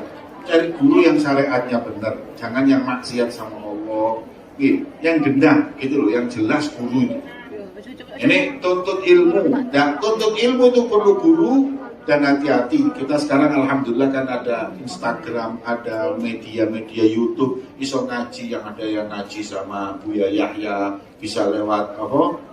Ini online, yang ngaji sama Habib Sapa Jindan lewat online, ada yang bisa ngaji sama Lirboyo, ada yang bisa sama ini Sidogiri dan lain-lain, semuanya jelas. Dan ini kan kadang-kadang sekarang ada aliran-aliran yang kita nggak jelas, maka bahaya, hati-hati. Kalau punya ilmu, tapi akhirnya ilmunya justru menjauhkan dia dari Allah, maka itu adalah ilmu yang tidak manfaat. Itu yang pertama. Yang kedua, yang membuat kita itu gak bisa taat sama Allah, lemahnya iman. Iman itu lemah, keyakinan sama Allah itu lemah. Nah ini bahaya. Khususnya panjenengan yang ada di mana Hong Kong itu, keadaan ini buat orang lemah imannya, kecuali satu, yang kumpul dengan orang-orang yang kuat iman. Jadi komunitas itu penting. Sampai 5 hari monggo kerja, 2 hari cari komunitas orang yang menambah iman.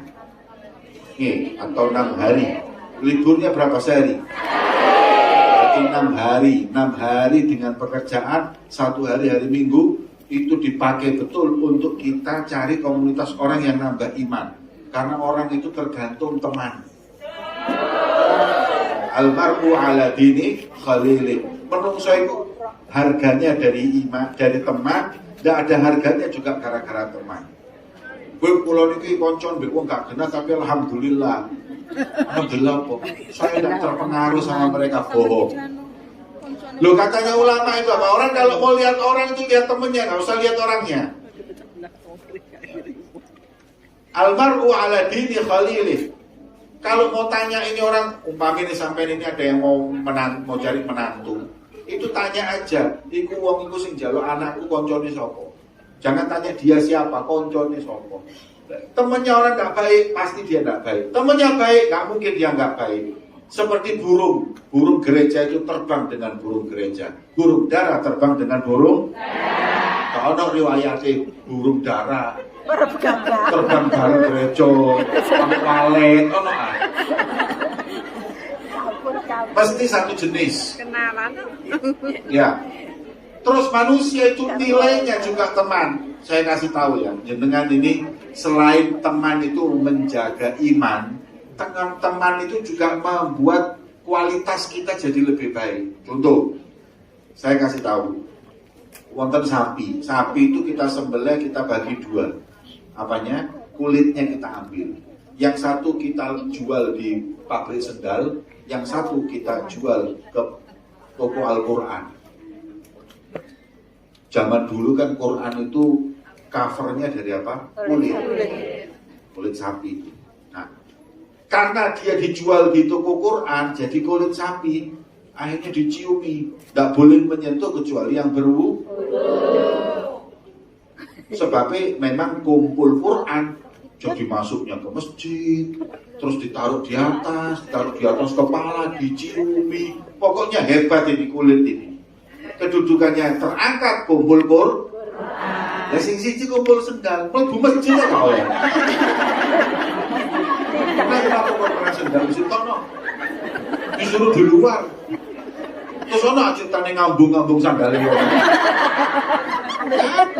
Kulit ini nggak terima sama kulit ini. Kau nggak podo ambek aku sak sapi. Kenapa orang menghargaimu dan saya nggak dihargai? Kau salah kumpul. Coba kau nggak kumpul sandal, kumpul Quran diambungi. Sama, bentuknya sama, hanya beda kumpul siapa. Susah akan kumpul hadroh, gobuin tuh eko. Kalau kabeh dah 10. Kalau kumpul kayu, tapi kumpul sendal nggih ngoten saken kumpul sisi kilirangan terus. Oh, nasib. Tapi yang kumpul Quran terangkat, makanya kita itu hadirin carilah perkumpulan yang baik. Saya dengar alhamdulillah di sini ada majelis taklim ilham, ada majelis taklim yang lain, dan mereka alhamdulillah satu dengan yang lain. Ini apa? Ini membuat komunitas agar kita terangkat kedudukan oleh Allah Subhanahu. Itu yang kedua. Yang ketiga, katanya ulama, kata Imam Abdullah bin Alawi al-Hakam, orang kalau mau ibadahnya baik dan lancar, yang ketiga ini adalah apa? Jangan cinta dunia. Nah, ini repot. Sebab masuk kiai ini ya repot, kok ngomongnya mau biasa. Jangan cinta. Orang dunia itu kita boleh cari, boleh, tapi jangan cinta. Cinta itu membuat orang buta dan tuli. Kalau sudah cinta ngawur, lupa segalanya. Yang membuat orang maksiat, membuat orang jauh dari majelis ilmu dan semuanya. Orang mau ibadah malas karena dia terlalu cinta dengan dunia.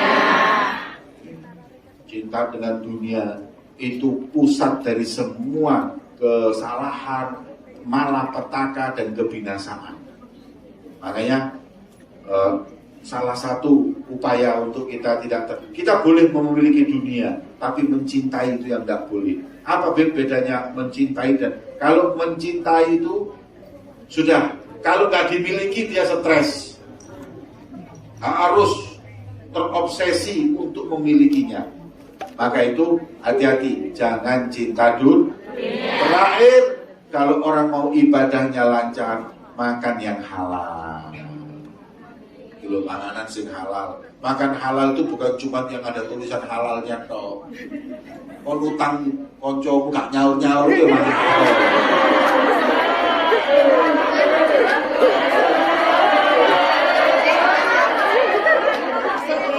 Wa mut-mutulul ghani zulmun, katanya Rasulullah. Kau ini duit-duit tapi gak nyaur utang, itu zalim. Tak boleh. Orang kalau apabila bisa membayar harus bayar.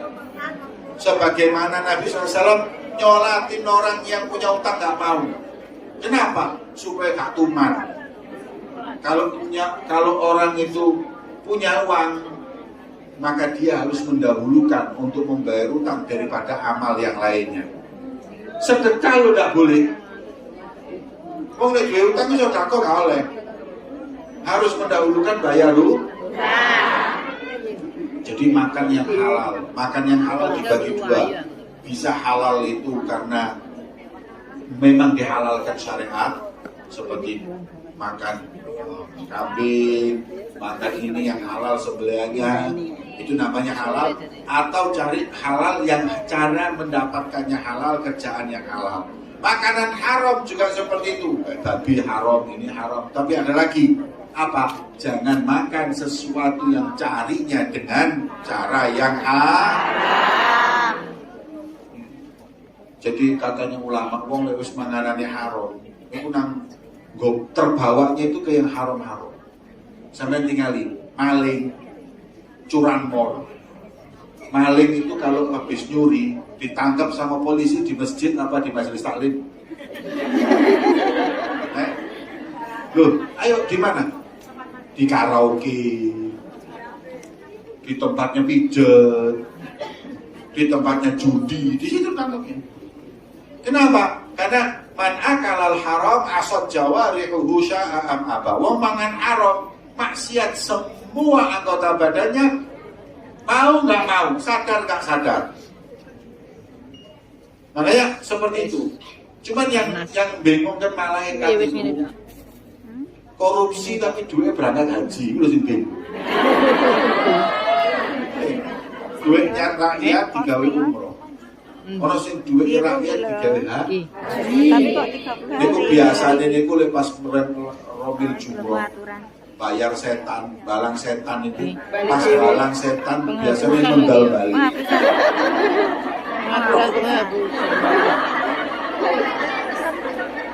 Pas terakhir balang tok balik dicekel. Lah kok kuwatune tulisan sesama setan dilarang.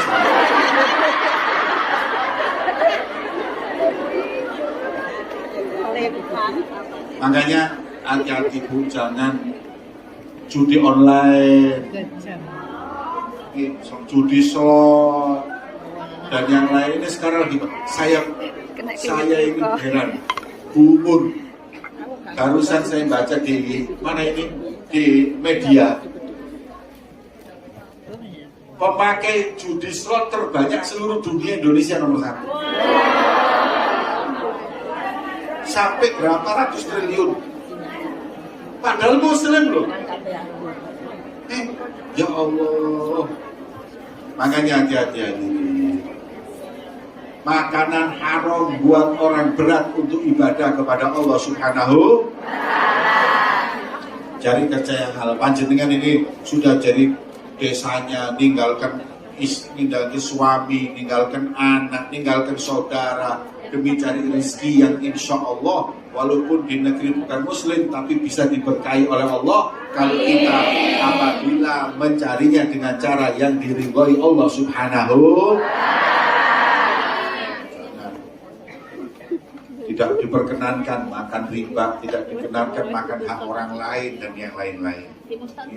Makanya hati-hati agar kita ibadahnya lancar di sisi Allah. Ngaji nuntut ilmu seperti ini, kemudian kita oleh ulama tadi dikatakan nuntut ilmu, makan makanan yang halal, jangan cinta dunia, jangan berlebihan cinta dunia. Insya Allah Allah berkahi semua amal ibadah. Amin ya rabbal alamin. Terakhir, niki pulau saya itu kalau lihat sekarang saudara kita umat Islam yang dizalimi, dibunuh di Palestina seperti itu, dan alhamdulillah presiden kita sudah mulai ngirim bantuan, alhamdulillah. Jadi kita juga ingin mau mengumpulkan dana, ya nanti dana itu kita berikan kepada Palestina lewat yayasan yang Pak Presiden pakai itu apa? Ya kita bisa atau Basnas. Nah itu kita cari itu yang jelas.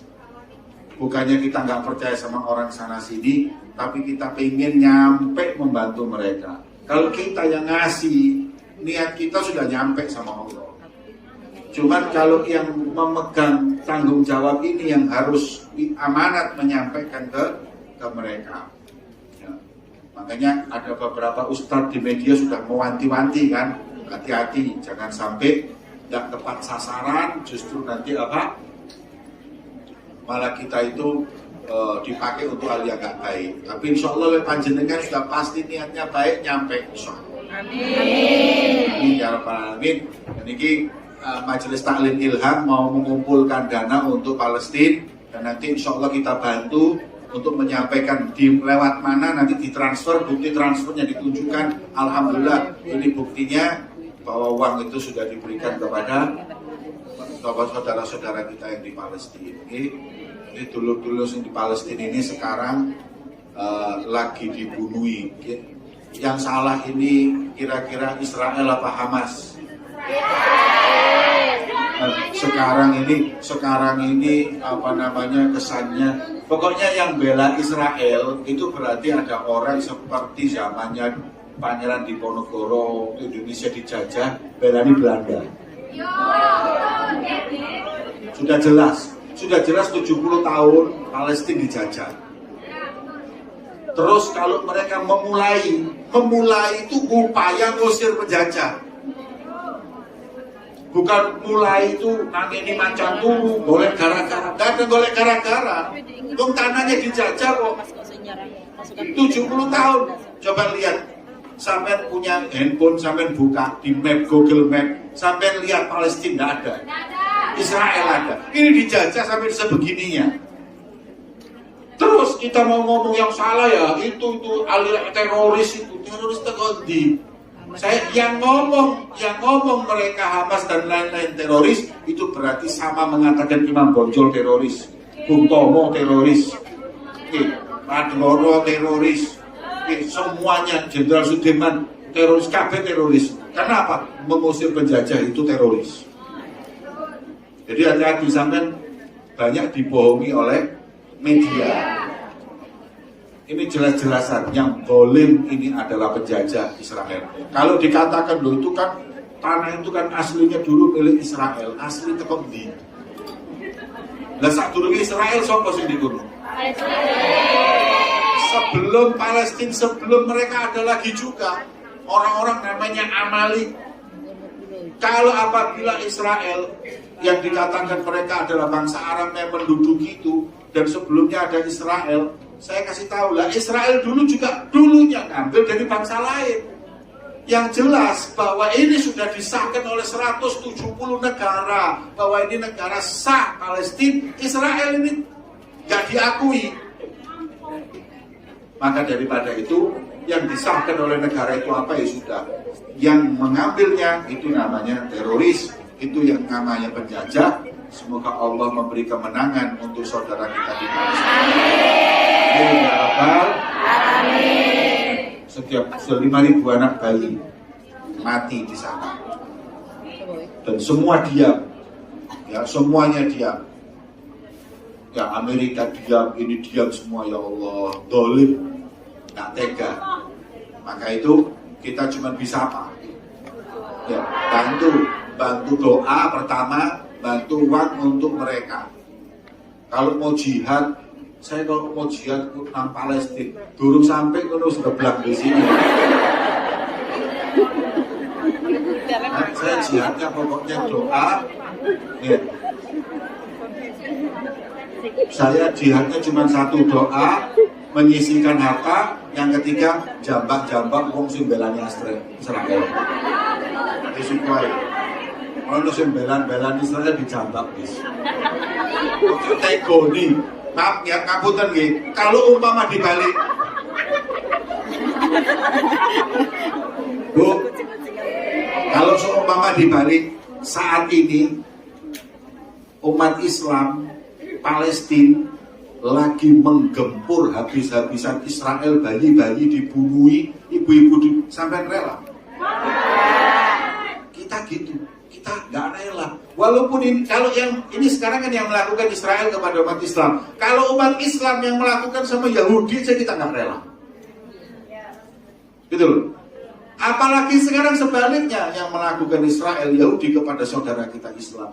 Lu kayak gini kok sih ono sing belo kadang aku Islam. Nah enak dijambak om.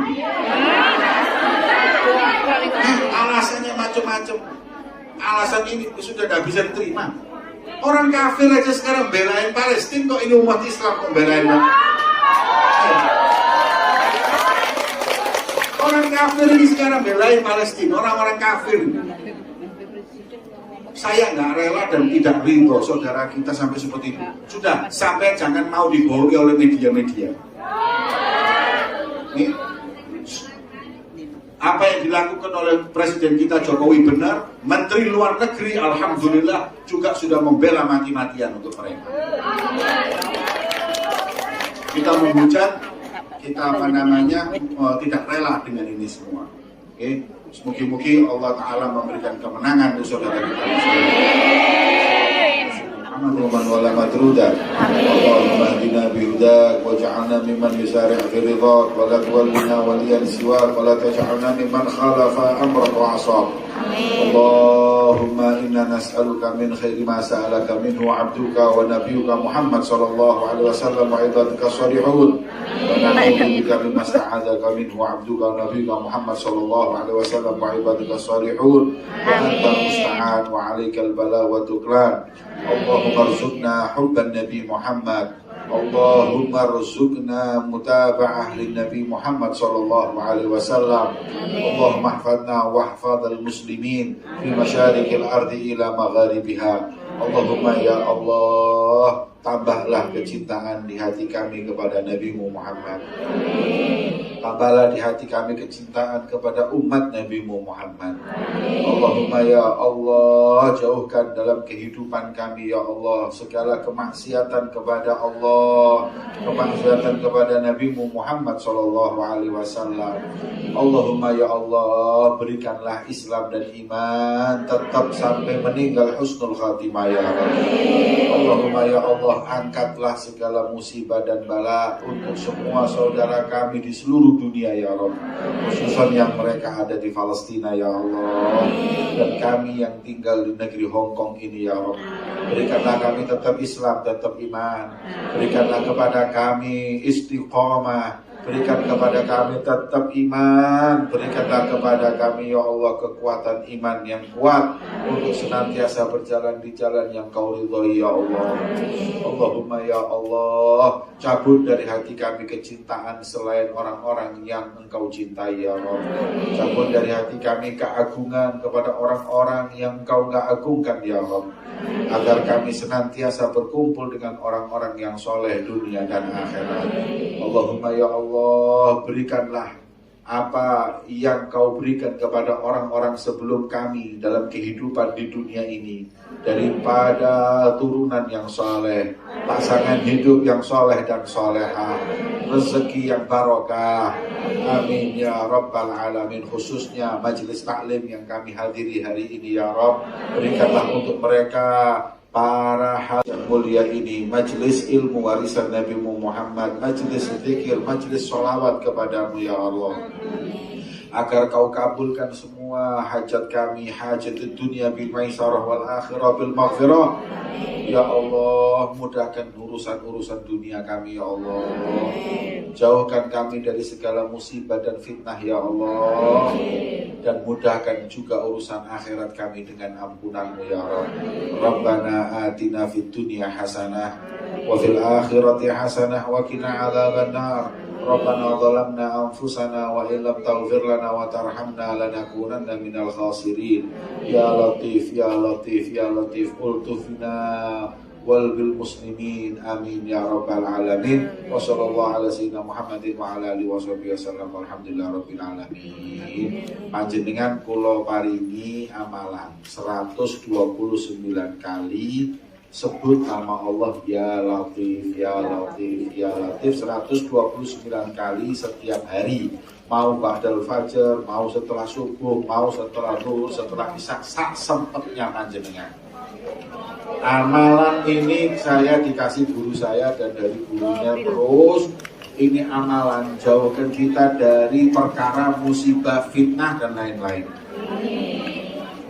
Kita hidup ini kan kadang masalah ambil juragan, masalah dengan yang di rumah, masalah semuanya. Insya Allah kalau kita baca ya Latif, semua masalah kita cepat selesai, dapat jalan keluar. Amin ya Rabbal Alamin. Saya ijazahkan kepada panjenengan